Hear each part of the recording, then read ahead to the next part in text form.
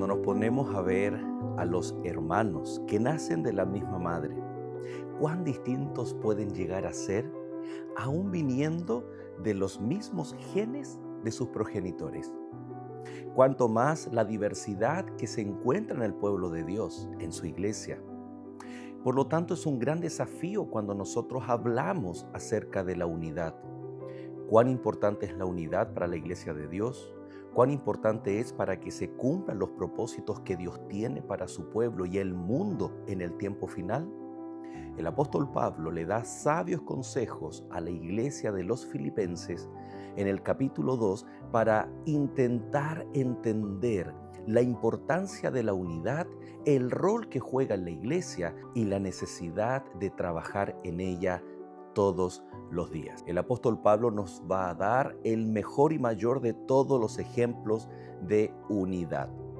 Para eso nosotros debemos, a través de los escritos bíblicos, encontrar el punto en común, el común denominador que tenemos todos nosotros a pesar de nuestras diferencias. Bienvenidos a Guía Práctica.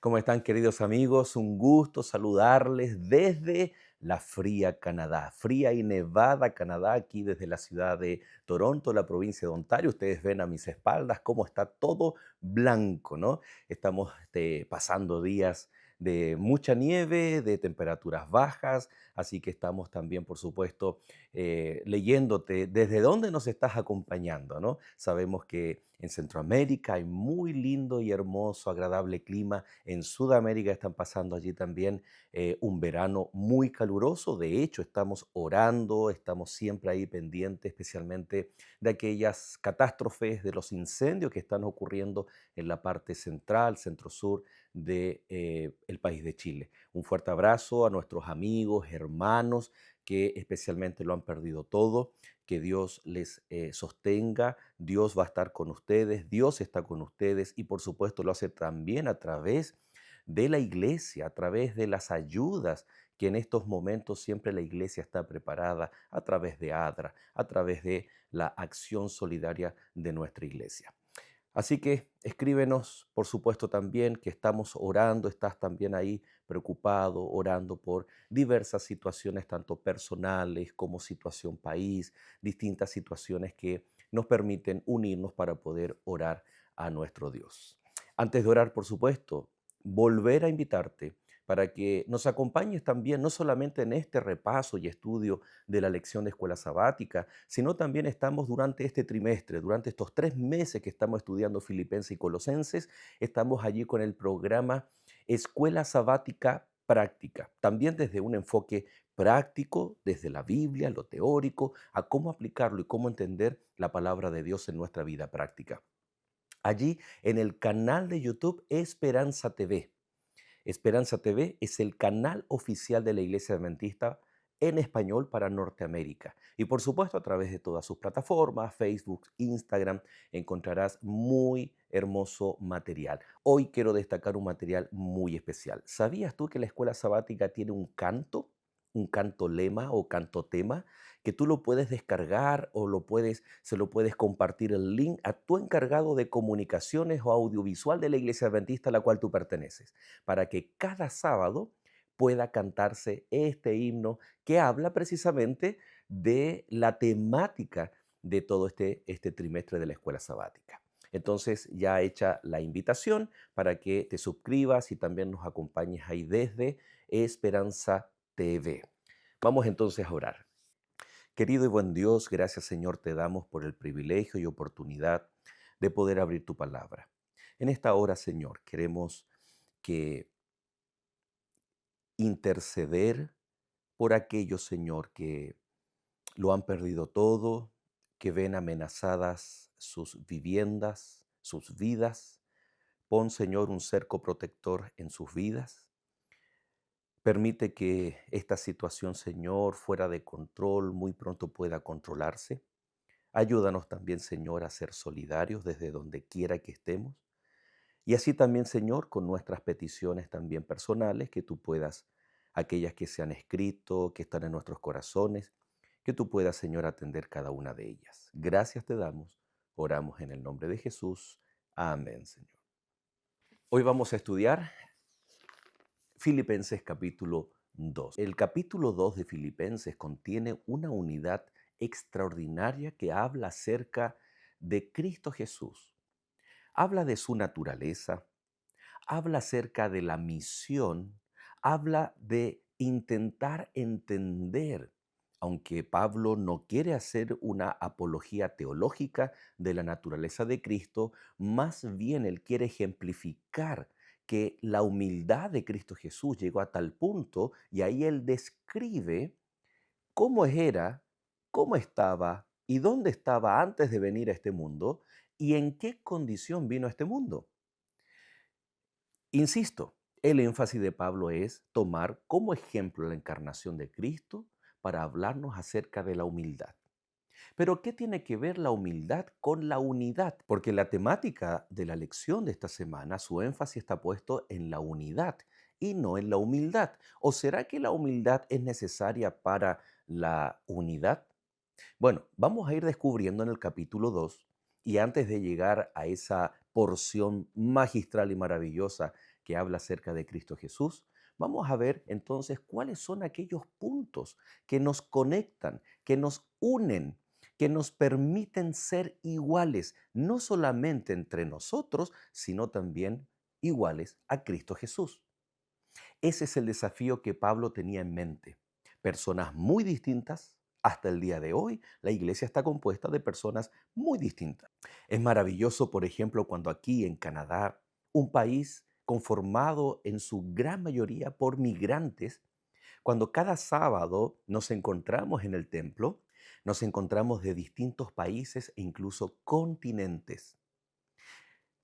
Tal vez la misma situación estaba viviendo Pablo. Recuerda que Filipos era un lugar estratégico donde pasaba una carretera llamada Ignacia o Ignata en latín, en donde muchas personas transitaban por allí. Por lo tanto, aquellos que encontraban atractiva la ciudad de Filipos se quedaban como migrantes para vivir allí. Pablo tal vez se da cuenta que las diferencias son un atentado directo a la unidad de la iglesia. Nuestro background, nuestro origen, nuestras distintas formas de pensar, es un argumento que Satanás tiene para dividir y destruir la iglesia. Divide y destruirás. Es como el lema satánico que tiene el enemigo de Dios para poder destruir la iglesia. Y muchas de estas diferencias no son solamente aspectos interpretativos, doctrinales, teóricos, teológicos, sino que son especialmente en el trato, en nuestros relacionamientos interpersonales. Por lo tanto, Pablo está preocupado y en el capítulo 2 comienza a hablar acerca de la unidad. Y él va a plantear ciertos elementos que están en el ser humano que deben estar todos alineados conforme a Cristo Jesús. En nuestras diferencias, esto nos va a permitir tener no solo un punto en común, sino ser iguales. ¿Cómo así? Tú y yo podemos ser iguales. Una persona, un cristiano, un hijo de Dios de allá de Arabia, de la India, de África, de Europa, de América del Norte, Central o Suramérica, podemos ser iguales. ¿Y de qué se trata esto? ¿A qué Pablo se está refiriendo? Y cuando nosotros logremos tener igualdad en este aspecto, entonces podremos encontrar el camino más llano para que la unidad continúe siendo una realidad en nuestra iglesia. Vamos entonces, dice el verso 1, por tanto, si hay algún consuelo en Cristo, si algún estímulo de amor, si alguna comunión del Espíritu, si algún afecto entrañable, si alguna misericordia, completad mi gozo, sintiendo lo mismo, teniendo el mismo amor, unánimes, sintiendo una misma cosa. Nada hagáis por rivalidad o por vanidad, antes bien con humildad, estando cada uno a los demás como superiores a él mismo. Ya en los primeros 3 versos, Pablo nos está desafiando a entender que lo más importante es la unidad en Cristo Jesús. Pero fíjense lo que Él les pide, lo que Él les recomienda. Primero, si algún estímulo de amor, si alguna comunión del Espíritu, si algún afecto entrañable, si alguna misericordia. Estos elementos muy importantes están reflejando la esencia de una persona. Y la esencia de una persona se ve reflejado a través de su carácter. El carácter está directamente influenciado por lo que Pablo aquí está mencionando. Por ejemplo, si hay algún consuelo en Cristo. Cuando nosotros vivimos situaciones complejas y no tenemos el consuelo de Cristo o no lo experimentamos, el carácter se va petrificando, el carácter se va poniendo cada vez más duro, producto de las pruebas. ¿Has conocido tú personas que no tienen a Cristo en su corazón, que no experimentan el consuelo, la esperanza que hay en medio del dolor y la aflicción? Y muchas veces son personas duras, personas aparentemente insensibles. ¿Y por qué? Porque las pruebas, las atribulaciones, han hecho que su carácter se vaya moldeando a través de la angustia. ¿Cuán importante entonces es consuelo en Cristo, estímulos de amor? Otro ejemplo, imagina que una persona es motivada en el ámbito profesional por el dinero y no por amor a lo que hace. Con una persona dispuesta a hacer cualquier cosa por el dinero y otra incluso a dar su vida, pero por amor a otros, como el caso de bomberos, rescatistas, etcétera. Dos polos opuestos. Cómo el amor modifica y cambia incluso el aspecto profesional, el aspecto vocacional. Por lo tanto, acá cuando el apóstol Pablo dice que tengamos como estímulo el amor o estímulos de amor, sin duda alguna que esto va a afectar, a pesar, como decíamos antes, de nuestras diferencias, va a afectar nuestro carácter. ¿Cuál es tu motivación en la vida cristiana? Debiera ser el amor. Y eso nos va a permitir, junto con lo anterior, el consuelo, la esperanza en Cristo, ahora estímulos de amor, nos va a permitir que nuestro carácter vaya asemejándose al carácter de Cristo Jesús. Posteriormente el apóstol dice, si alguna comunión del Espíritu. Por supuesto que lo que más va a influenciar nuestro carácter es la obra del Espíritu Santo. Ya en el verso 1, Pablo nos está desafiando a que nuestro carácter se vea moldeado por las acciones, por lo que Dios nos brinda. El consuelo en Cristo Jesús, ser motivados por su amor, entrar en una comunión con el Espíritu Santo para que Él nos ayude constantemente en aquellas manchas, debilidades o defectos de carácter. Si algún afecto entrañable, si alguna misericordia. Y ahora viene el efecto inverso. La obra que el Espíritu hace, la obra de moldear nuestro carácter, ahora se ve externalizada en afectos y misericordias. Nosotros no somos solamente receptores del amor y la misericordia de Cristo Jesús. Somos llamados a manifestarla también especialmente a Dios y a nuestro prójimo. Por lo tanto, un carácter moldeado de acuerdo a estos patrones bíblicos va a permitirnos que a pesar de nuestras diferencias raciales, culturales, étnicas, etcétera, todas las diferencias, grupos etarios, pero cuando estos elementos que el apóstol está introduciendo en el versículo 1, entonces el resultado va a ser mucho más fácil obtener la unidad que el pueblo de Dios necesita tener. Más el verso 2 continúa. Completad mi gozo sintiendo lo mismo, teniendo el mismo amor unánimes.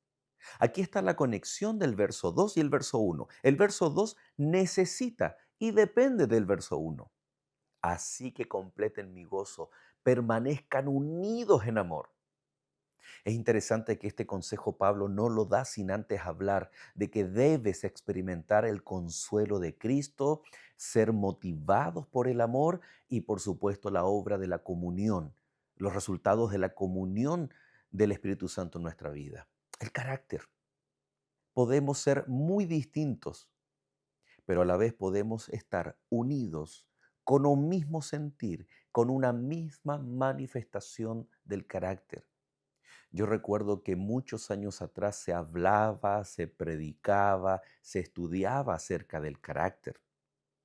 Recuerdo a mi madre, a mi abuelo, a muchas personas adultas en la iglesia cuando nosotros éramos niños, cuando hablaban que lo único que tú y yo llevaremos al cielo va a ser nuestro carácter y que hay que trabajar en él. Ellen White también habla en Mensaje para los Jóvenes, en muchos libros acerca de cultivar y de trabajar en nuestros caracteres. Pablo lo tiene muy en cuenta cuando va a pedirle a la iglesia que estén unidos, pero primero sintiendo, sintiendo una misma cosa. El verso 3 va de lo teórico, del pedido de Pablo, ahora a algo práctico. Nada hagáis por rivalidad, porque la rivalidad es desunión, o por vanidad. Antes bien, con humildad, estimando cada uno a los demás como superiores a él mismo. De todos los conceptos que ahora Pablo está incorporando, primero habla en el verso 1 de las cosas que Dios hace y permite o que nosotros necesitamos hacer para cultivar nuestro carácter de acuerdo al modelo de Cristo Jesús. En el número 2, verso 2, viene el pedido de Pablo para que estén unidos sintiendo la misma cosa. Y en el verso 3 dice, les acabo de pedir unidad. Por lo tanto, no tengáis rivalidad, porque la rivalidad es la señal de la desunión. Y aquí inserta otro elemento importante, la humildad. Teniendo a los otros por encima de ti mismo.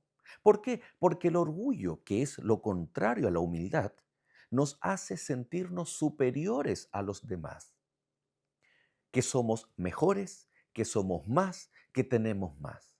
Por lo tanto, si decimos que somos humildes, pero nos sentimos superiores al resto, entonces nuestra humildad es ficticia, no es real. Necesitamos entonces despojarnos del orgullo.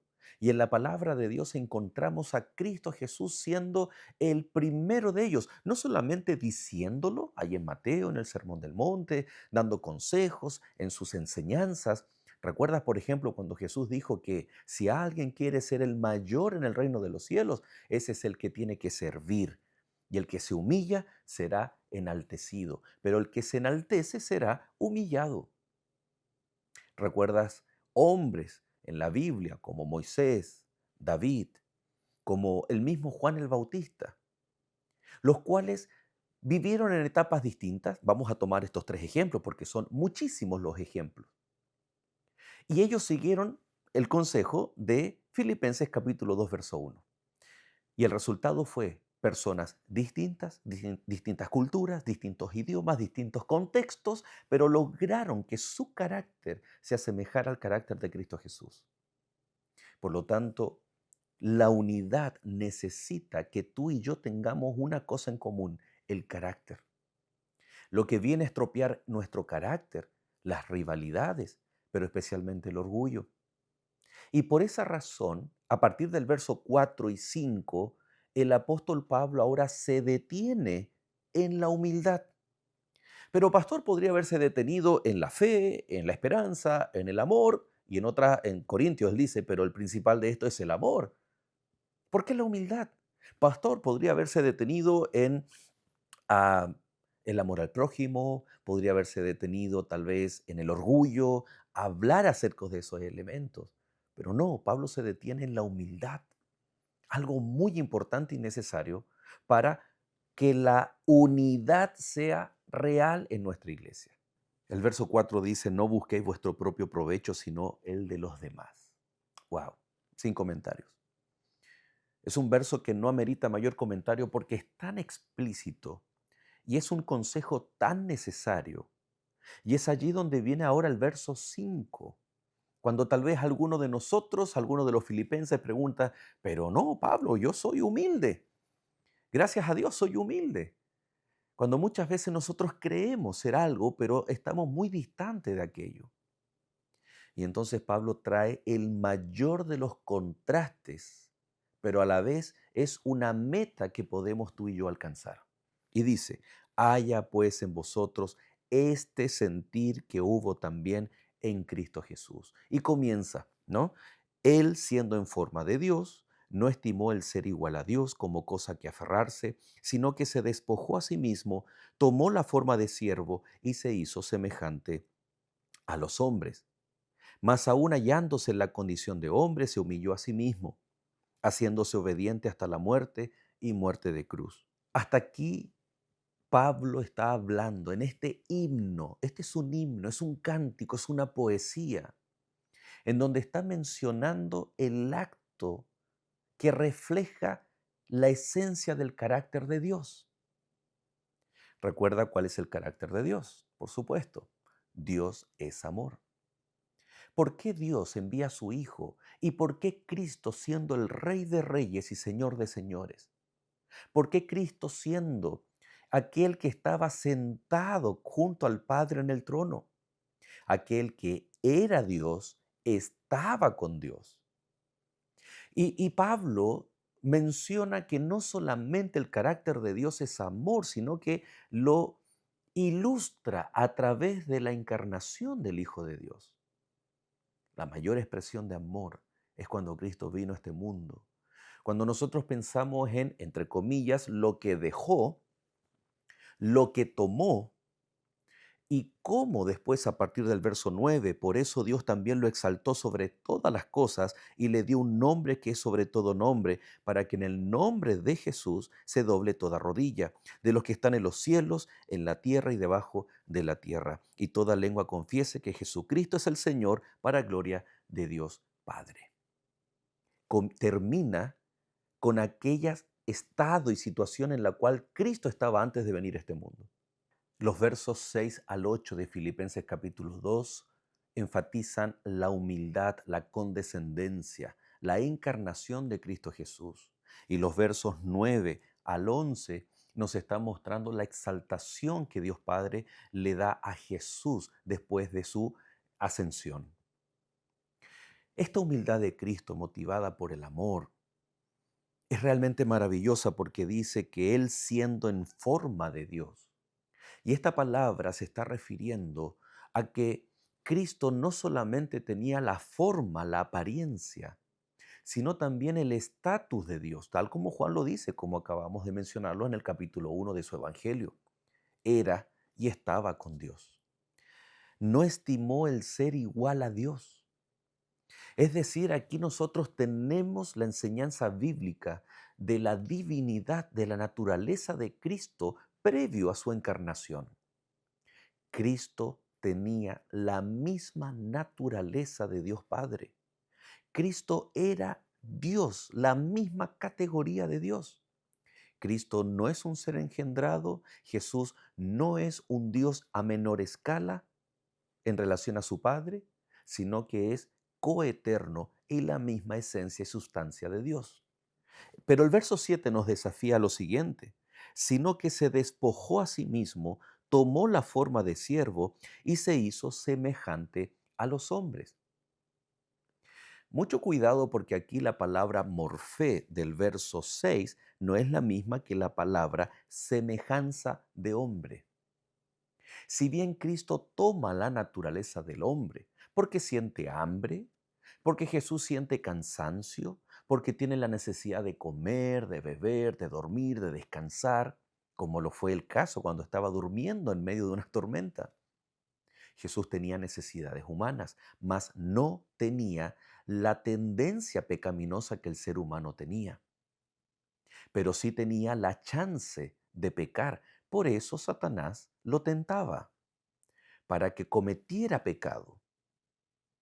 Pero Jesús no cometió pecado. Y fíjense que aquí viene entonces cómo Jesús no cometió pecado, qué fuerzas, qué poder él tenía o él contaba para poder vencer al mal.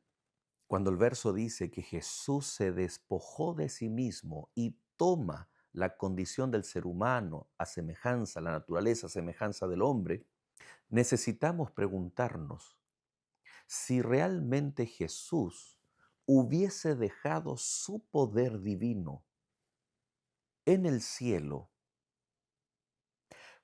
Satanás hubiese tenido el principal de los argumentos para decir que el que murió en la cruz no es el mismo que se ofreció allá en el cielo para pagar la deuda del pecado.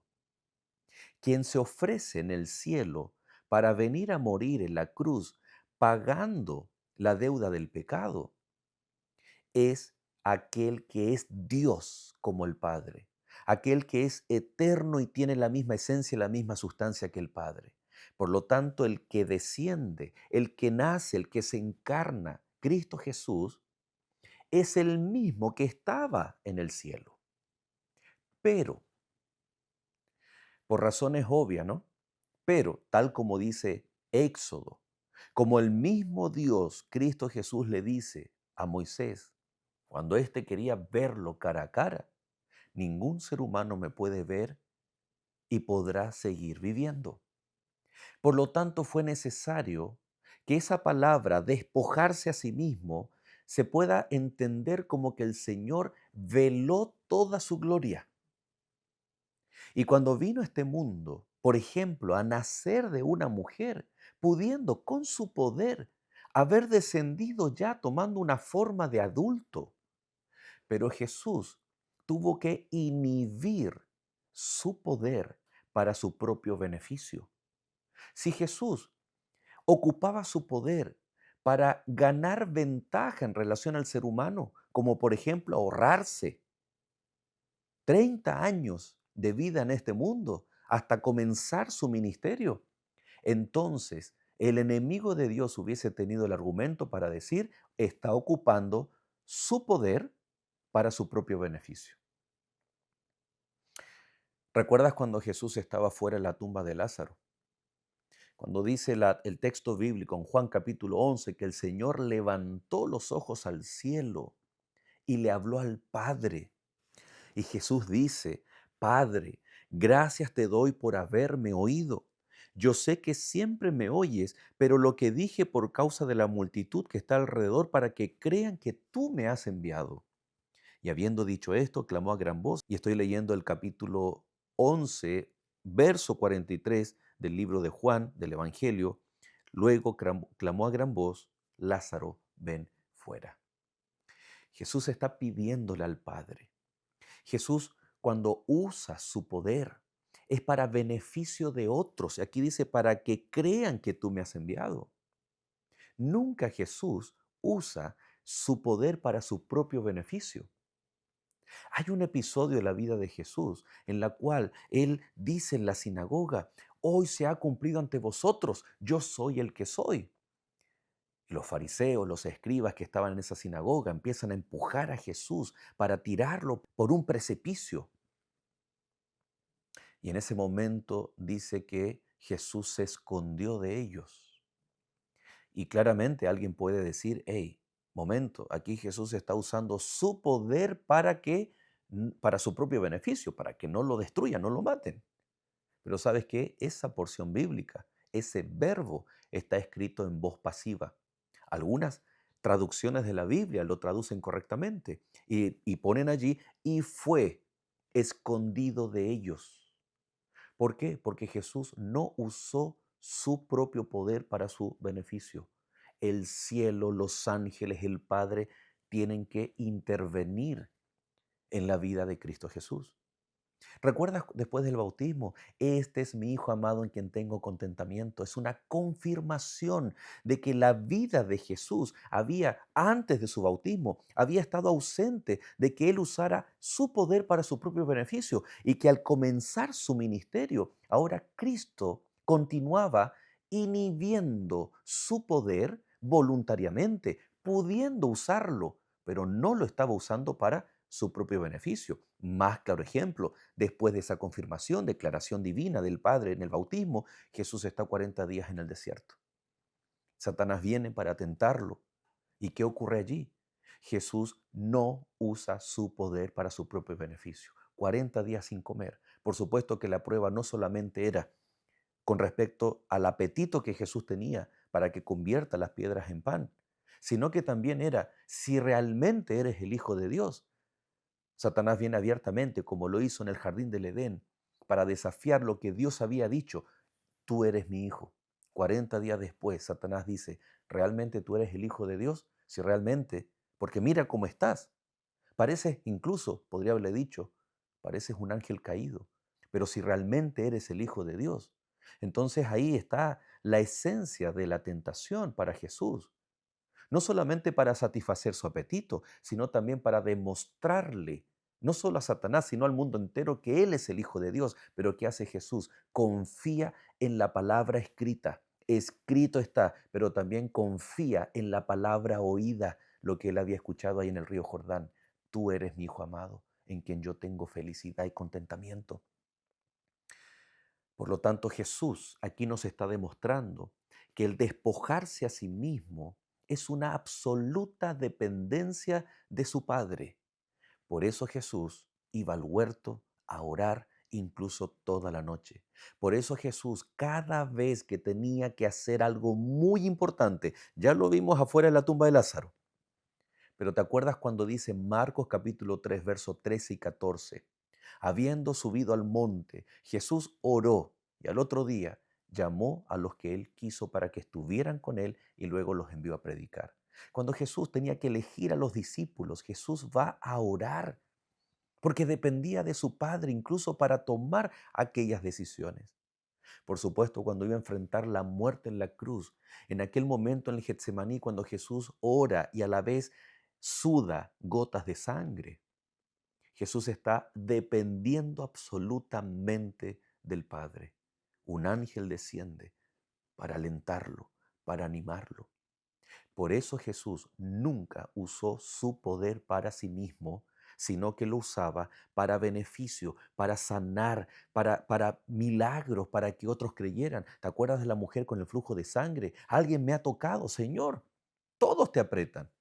No, ha salido virtud, poder de mí. Cuando ve a la mujer le dice, hija, tu fe te ha salvado.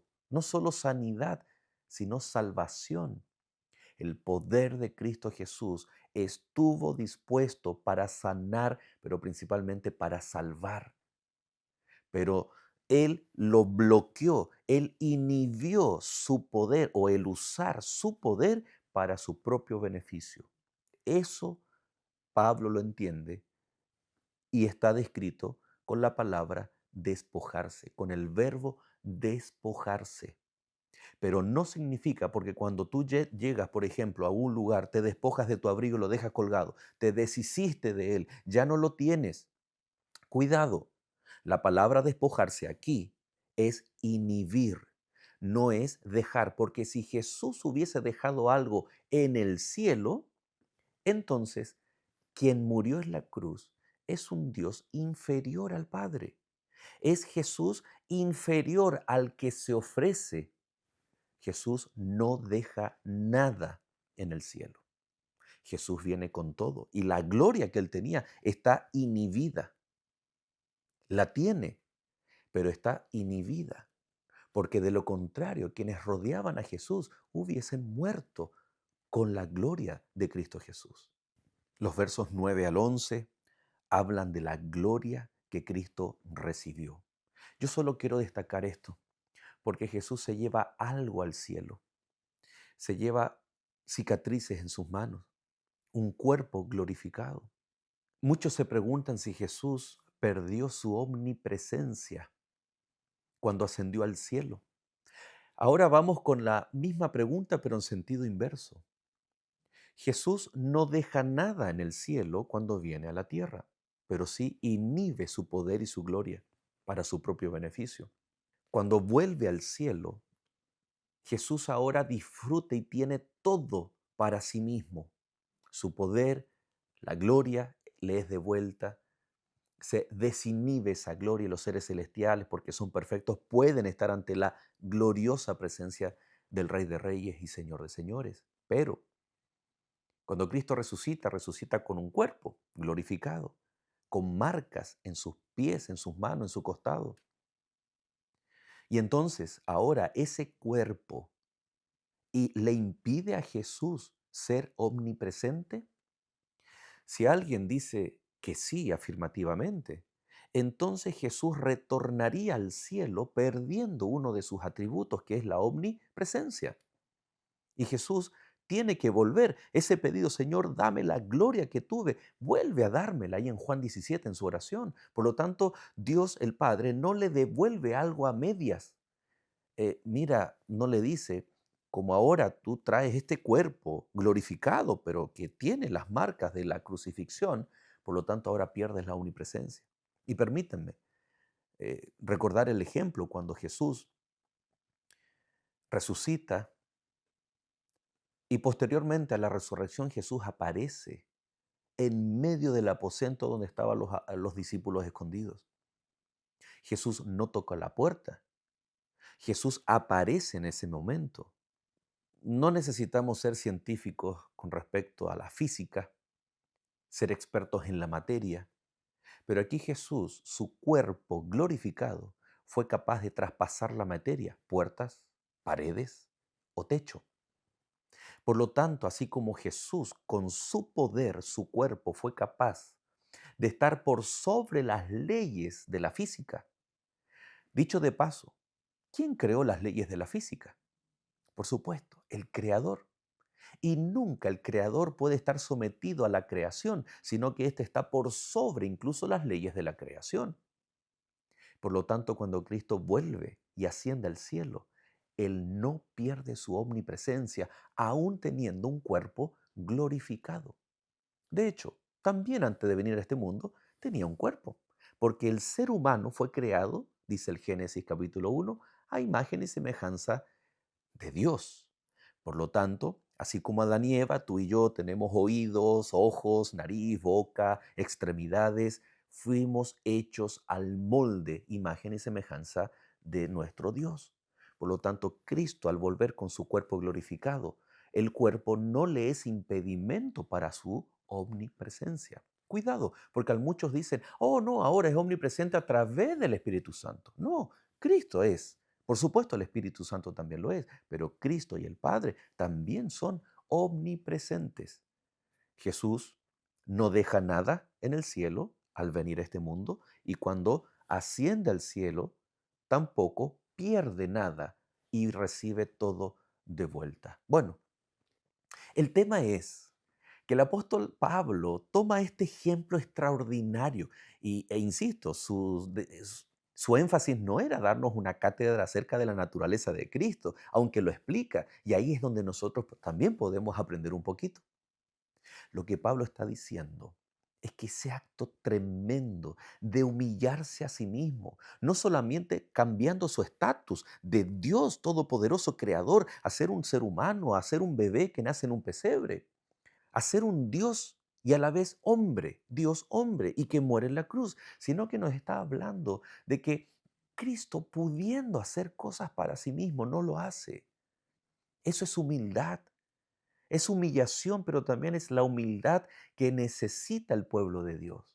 ¿Cuántas veces el interés propio, por la propia ganancia, por nuestros celos, queremos buscar nuestro propio beneficio? Pero Jesús, su poder lo usaba para beneficio de otros. Ahora por eso entendemos los textos que son el contexto que dice, nada hagáis por rivalidad, sino con humildad estimad cada uno a los demás como superiores a él mismo. Jesús era el superior, pero él estima a otros superiores incluso a él mismo. ¿Por qué? Porque su poder lo empleaba para otras personas. No busquéis vuestro propio provecho, sino el de los demás. Cuando Jesús se despoja o inhibe su poder para su propio beneficio, Él vino a buscar el beneficio de los demás, no solamente a través de la sanidad, las enseñanzas, la preocupación que Jesús tenía por los otros, por los dolientes, sino principalmente por la salvación. Este ejemplo, la verdad que nos falta el tiempo para analizarlo, para meditar, para reflexionar, para agradecer a Dios por la humildad, la humillación de Cristo Jesús por ti y por mí. Entonces, después de leer del verso 6 o 5 al 11, volvamos a leer el verso 3 y 4, para que realmente la unidad tenga que ver, primero, con asemejarnos, que nuestro carácter se asemeje al carácter de Cristo Jesús. Segundo, que esto se vea reflejado en actos reales de humildad, de amar al prójimo, de posponer nuestros propios intereses, poner los intereses de otros, las necesidades de otros, por sobre nuestras propias necesidades. Interesante, que no hay unidad si no hay carácter igual al de Cristo, si no hay esa humildad que nos permite erradicar la rivalidad, erradicar el orgullo, pensar más en otros que en nosotros mismos. Tremendo desafío y oración que necesitamos para que esto sea una realidad en nuestra familia, en nuestra iglesia, en nuestra comunidad. Que Dios te bendiga y nos vemos en el próximo capítulo.